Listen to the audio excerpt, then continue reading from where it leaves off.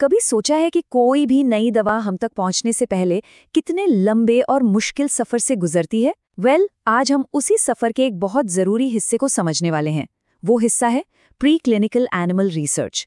देखेंगे कि इसे मंजूरी देने के पीछे की प्रक्रिया कितनी सख्त होती है, जहां विज्ञान और नैतिकता दोनों का बैलेंस बनाना पड़ता है। और असल में यही वो सबसे बड़ा सवाल है जिसके इर्द गिर्द आज की सारी बातचीत घूमेगी। देखिए, बात सिर्फ बेहतरीन साइंस करने की नहीं है, बात है उसे सही तरीके से नैतिक जिम्मेदारी के साथ करने की। ये दोनों चीजें हमेशा हमेशा साथ साथ चलनी चाहिए। तो इस पूरी प्रक्रिया को समझने के लिए हमने इसे 4 आसान हिस्सों में बांटा है। सबसे पहले हम रिसर्च के ब्लूप्रिंट यानी फॉर्म बी को देखेंगे, फिर समझेंगे कि किसी भी स्टडी को सही क्यों ठहराया जाता है। इसके बाद हम कमेटी की गहरी समीक्षा प्रक्रिया में उतरेंगे और आखिर में देखेंगे कि मंजूरी की मुहर लगती कैसे है। ऑलराइट, तो चलिए शुरू करते हैं पहले कदम से। किसी भी एनिमल स्टडी की जो नींव होती है ना, वो एक खास डॉक्यूमेंट पर टिकी होती है जिसे कहते हैं फॉर्म बी। तो ये फॉर्म बी है क्या भला? देखिए, इसे एक तरह का ऑफिशियल एप्लीकेशन फॉर्म समझिए।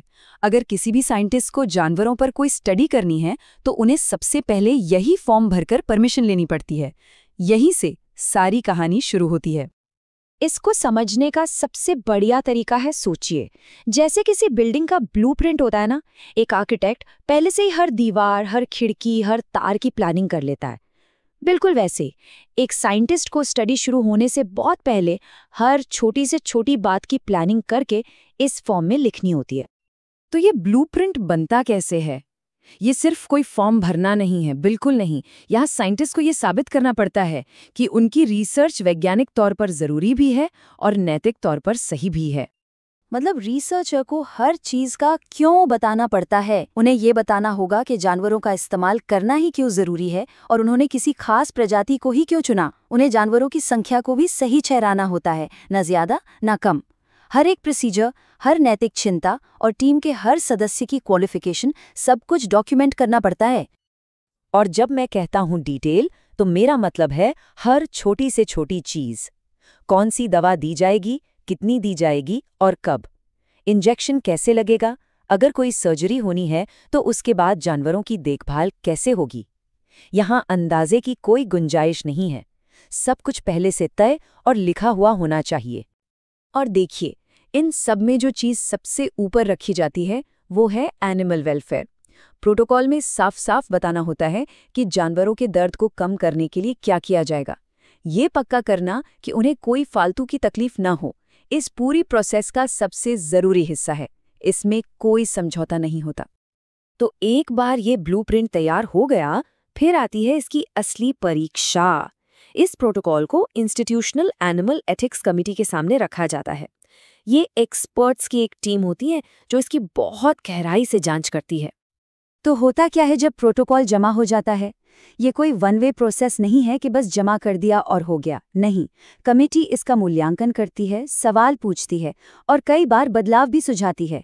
ये एक तरह की बातचीत होती है जिसका एक ही मकसद है, ये पक्का करना कि स्टडी विज्ञान और नैतिकता दोनों के ऊंचे से ऊंचे स्टैंडर्ड को पूरा करे। तो कमेटी हर प्रोटोकॉल को 4 बड़े सवालों की कसौटी पर परखती है। पहला, क्या इसके पीछे की साइंस मजबूत है? दूसरा, क्या जानवरों का इस्तेमाल नैतिक रूप से जायज़ है? तीसरा, क्या जानवरों के साथ मानवीय बर्ताव किया जाएगा? और चौथा, क्या ये सभी सरकारी नियमों का पालन करता है? आगे बढ़ने के लिए इन चारों सवालों का जवाब हाँ होना ही चाहिए। और हाँ, ये सब कुछ हवा में नहीं होता। इसके लिए बाकायदा नियम और स्टैंडर्ड्स बने हुए हैं, जैसे गुड लेबोरेटरी प्रैक्टिस या JLP। ये बहुत सख्त गाइडलाइंस हैं जिनका पालन करना ही पड़ता है। ये स्टैंडर्ड्स रिसर्च की क्वालिटी और भरोसे को बनाए रखते हैं। तो इतनी ये सब जांच पड़ताल हो गई, अब क्या? चलिए इस सफर के आखिरी पड़ाव पर चलते हैं, जो हमें मंजूरी तक ले जाता है। एक बात समझनी बहुत जरूरी है कि ये कोई पास फेल का एग्जाम नहीं है। ये असल में एक मिलजुल कर काम करने की प्रक्रिया है।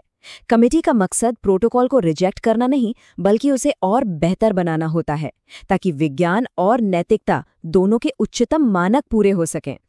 तो आखिर में इस पूरी लंबी चौड़ी प्रक्रिया का मकसद क्या है?